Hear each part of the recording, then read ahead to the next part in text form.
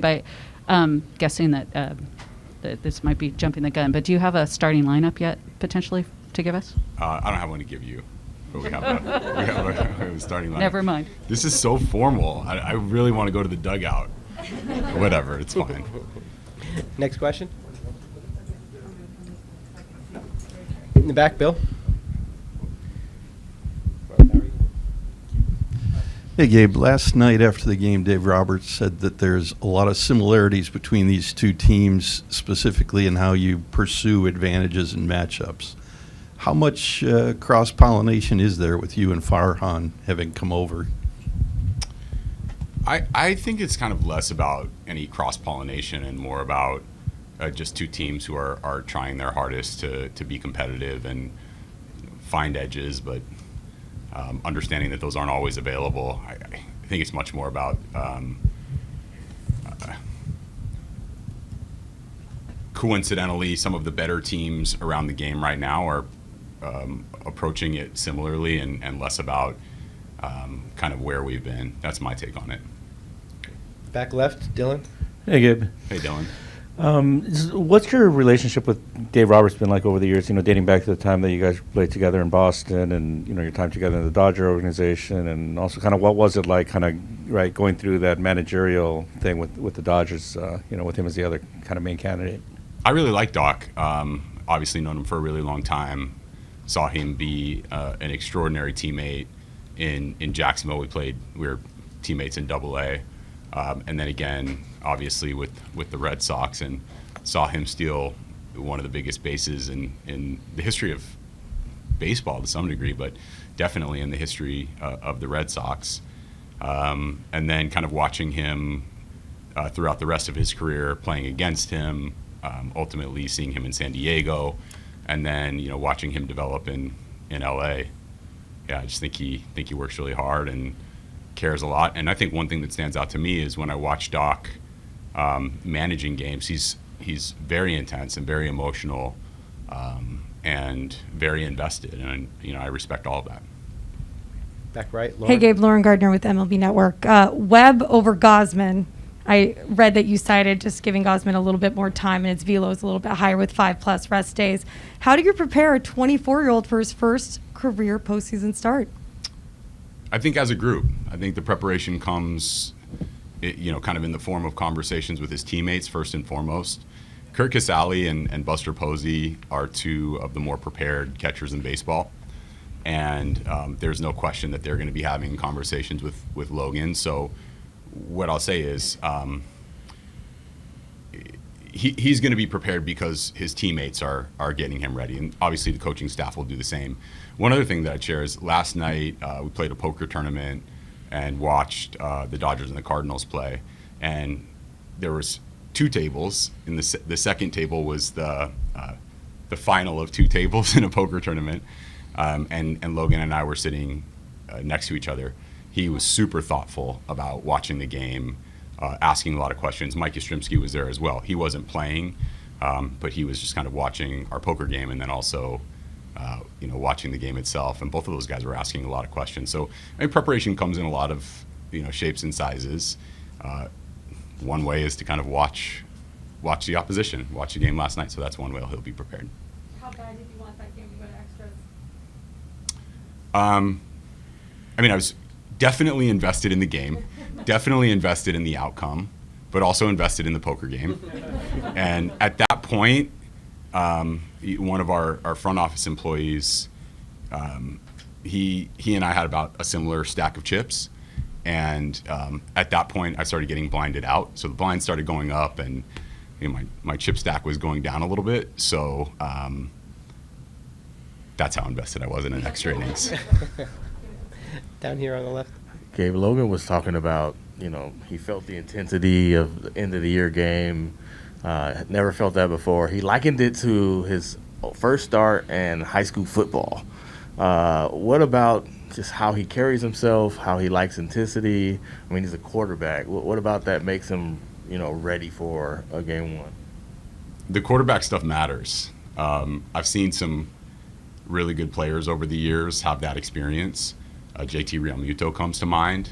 I think it's no surprise that Brandon Crawford has that really calm presence on the field, and nothing seems to rattle him. I think that in part comes from being in the huddle.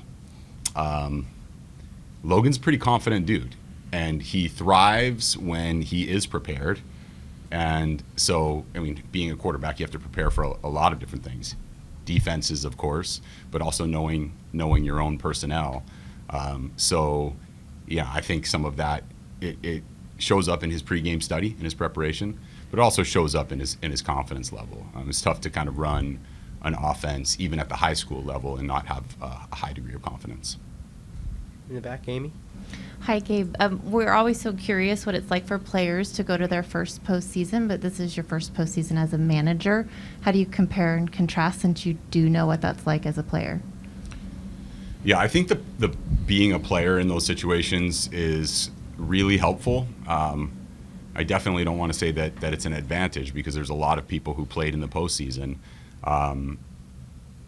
But so earlier today, Matt was kind of saying, hey, there's going to be a lot of media tomorrow. And, I think normally our sessions are somewhere in the like half an hour to 45 minute, range all in. And tomorrow it might be more like an hour and 15 minutes. Not that that's the only part of the postseason, but it is part of the responsibilities of a manager to extend some of the obligations in that way. And so my point is that as a player, you get to know that a little bit, right? You get to know the bigger group of media. Even something as simple as the way we're doing our pregame stuff right now. I know this is more of an official media day, but still, like, we've been doing all of our sessions in the dugout, and this is a little bit different. So just understanding that things are going to be a little bit different. There's going to be an additional umpire. We're going to get 2 challenges. Like, little things like that are just part of the equation. From a game strategy standpoint, there are some nuances to consider about the postseason. Probably most notably extra innings. Probably going to manage games and play games very similarly to the way we did during the regular season. And we had our advance meeting today, very, very similar to the way we had our advance meetings during the season. The hitters meeting this afternoon, we're going to try to do things the same way. That doesn't mean that we're not making process adjustments along the way. We are, and we're not like accounting for some of the things that may be a little bit different in the postseason. But we're trying, and I think are successfully attacking this with just keeping things pretty similar. I guess the one other thing, this is the thing that I think becomes easier in the postseason is the rest. Right? We probably know that most of our pitchers are going to be up on a daily basis. We know that we don't have to account for position players resting unless there's something, physically happening with them. So, Buster may catch most of our postseason games, and I don't feel like we have to be too concerned about Craw wearing down. Wilmer Flores and Donovan Solano and Tommy LaStella, just to name a few, during the season, we pushed them for long stretches. And sometimes I think at the end of those stretches, they were pretty gassed. So this actually, the built-in off days in the postseason make some of the things that were maybe a little bit specific to our roster slightly easier. And so I guess I'm looking forward to those things too. With that perspective in your answer, do you look back at your manager when you were in the playoffs differently as to what he had on his plate now that you have this? Sure. I guess I hadn't thought about it yet, but now that you're mentioning it, I can think about some of those managers and some of the things that they had going on in addition to just doing the things in between the lines. But I'll just say this, I'll speak for myself. It doesn't feel overwhelming in any way. It feels like the day's just going to start a little bit earlier. And, we're just kind of looking forward to playing exciting, intense playoff caliber baseball. Down here, Gabe, can you disclose who won the poker tournament and your placing in this tournament? I don't think it's giving anything away. Yeshaya Goldfarb won the tournament, and I was I came in second. He beat me heads up. And was there any method to, like, you wanted them, the players involved in something different, or in a mental game, or in having a poker game, or just because that's what you wanted to do? Zero strategy, all fun. Gabe, you mentioned Buster and potential playing time. I mean, is there a chance he could start every postseason game? I think that's a possibility, and obviously, I haven't specifically talked to Buster about this, so I think that's an important part of this process. Sometimes I say that everything on the table is on the table. I would say this is a step beyond that, right? Like, if assuming he's healthy, strong, feeling good, I don't see any reason why. I don't think we have to plan out every postseason game, but I think he's a great choice to be in as many lineups as possible. And you mentioned yesterday, and kind of alluded to it today, that you thought you would learn something about your possible opponent by watching that game last night. What did you learn about the Dodgers? You faced them so many times this year. Did you learn anything new? A few little things. Yeah, I mean, mostly you're kind of watching for usage and things like that, but not just usage, like base running things, and so this isn't like some covert operation or anything like that. It's just probably not things that I'd bring up in this setting. Far left. Gabe Kylan with Cron 4 News. Given all the factors, the rivalry between these two teams, the amount of times you played, and how intense those series were this season, how much of a battle are you expecting this series to be that will really push your players and your staff? I think it's going to be very intense, similar to the games that we played during the regular season with the Dodgers, similar to the last couple of games of the season when the National League West was on the line, similar to some of the rather intense moments throughout the year, but probably elevated just a little bit. I think the good thing about having had those experiences with our players, with our staff, and then between the lines is that it does prepare you for what happens in the postseason. It's not the same thing of like having been Dodgers were in the World Series last year and they won the World Series last year. It's a different kind of experience. But the kind of experience that I would point to is what Camilo Doval had in Colorado earlier in this year, when he struggled to throw some strikes and fell behind in counts and got beat up a little bit, and did that to some degrees, some consecutive outings, had to get sent down to AAA in the middle of the season, work on some things, come back, and then when he came back, he was better for having had those experiences in the middle of the year. Some very emotional experiences and ones that I think taught him some valuable lessons. So you can take that anecdote with Camilo Doval and expand that out across our entire roster and many players that have been in AAA this year, and they could share similar experiences. Not, they're not all perfectly analogous, but you get my point. I think they're all better for having been in those moments. One quick follow-up for you. Longo just said that he would like to see the playoffs restructured. It's kind of disappointing that a 106 or 107 win team will end up going home after the division series. What is your take on that? I'll be pretty consistent with this as I have been all year. I think our job, I respect Longo's view on it. Glad he expresses his view on it openly. My position, and I just genuinely believe this, is we want to be good with whatever the rules are. And I don't personally have a lot of time and energy to be thinking about how the rules could be better. It doesn't mean that I don't have them in side conversations. I haven't had the energy to be thoughtful about them in the way that I would want to have that conversation. So I'm just more, this is what we have right now, and we've got a lot right in front of us. Hi, Gabe.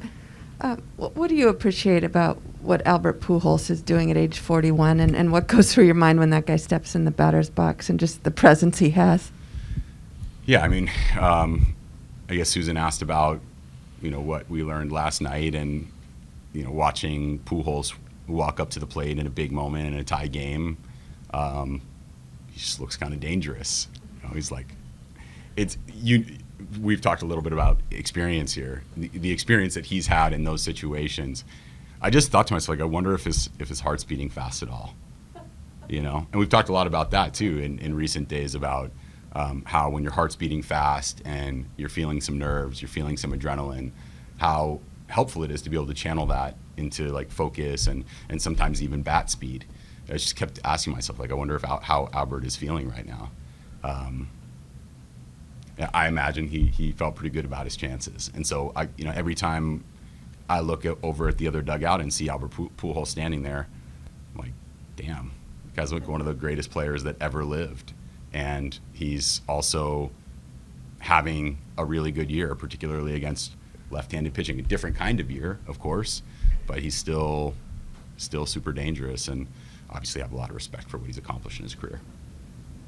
Far left, Tom. Gabe, Thomas Harding, MLB.com. How you doing? Doing well. Nice to see you. You've got guys like Posey and Crawford and Longoria with their postseason experience. First, how did they help you with getting buy-in with this group in the beginning, and how can they help you in your first postseason experience as a manager?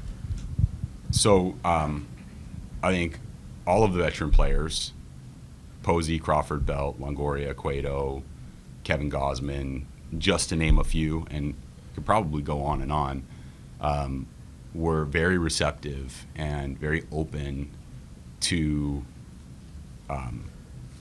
practicing a little bit differently at the outset.